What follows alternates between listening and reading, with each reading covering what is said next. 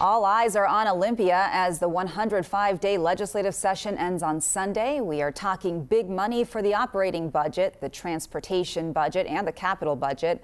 Lawmakers also need to finish work on major policy bills, and it's Friday, which means former State Senator Reuven Carlyle is joining me in studio. Reuven, great to see you. Good to see you.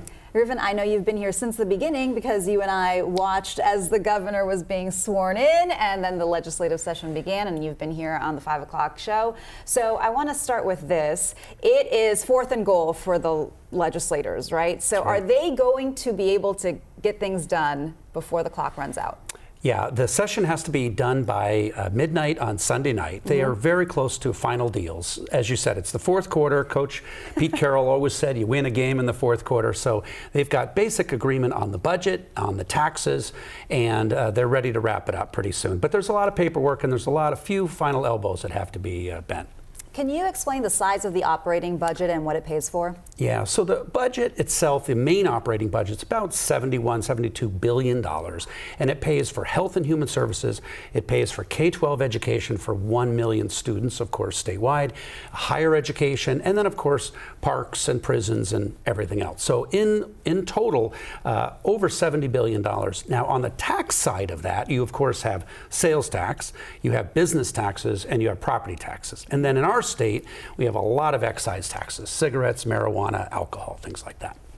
And tell me right now, what's happening behind the scenes, right? What are they still perhaps negotiating or looking at, because we don't have something done quite yet? Yeah. At the beginning of the session, you'll remember, Jessica, we talked a lot about the push for progressive taxes on a wealth tax, a payroll tax like they have in Seattle to take that statewide. Those taxes are off the table, mostly from Governor Bob Ferguson, who pushed them off, but also just a lot of pushback in the legislature. So now we're looking at broader business taxes.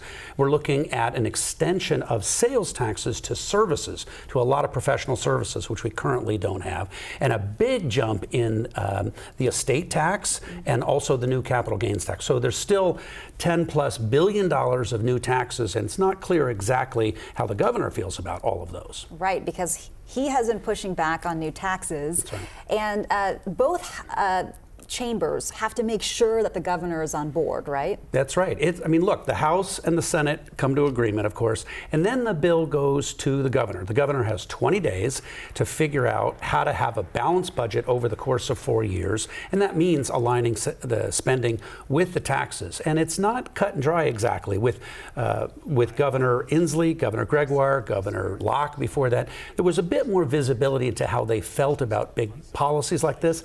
With Governor Ferguson, it's his first year, so there's just not a huge track record and a sense of visibility into how he's going to approach some of those, and he might get out his red veto pen.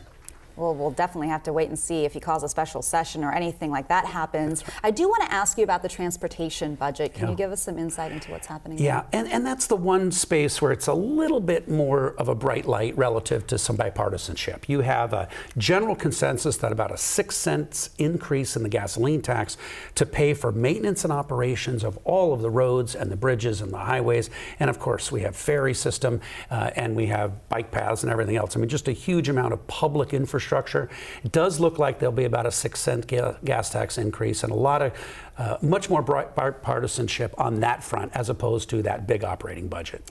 Something else that has caught a lot of people's attention is the cap on rental increases. Yeah. Do you have any insight on where that stands? Yeah, that's a big policy bill this session. We've talked about it all year. It does seem to be a compromise where everybody's pretty unhappy. Folks who really wanted a strong cap on rental, how much they could increase the rent, and landowners who are really pushing back on that. So it looks like about a 7% per year with a small inflationary adjustment potentially is what they'll go with. But there's a lot of exemptions, so some single family homeowners and some newer homes. So it seems like a compromise that everybody's pretty unhappy with. Okay, and then final word as far as what we'll see, them making that deadline, and then obviously the governor needs some time to review it all. So final word on You think they're going to get it done? I think they'll get it done. Okay. I mean, the budget staff lead for Governor Ferguson, Katie Chapman C. She won't miss a footnote. She won't miss a penny. They'll take their time. They'll analyze what the legislature has done and is going to do in the next 48 hours, and they'll take their time and they'll figure out how to align spending with taxes. But it's a tense time, and again, as Coach Carroll said, you win in the fourth quarter, and we're down to the end. We are certainly there.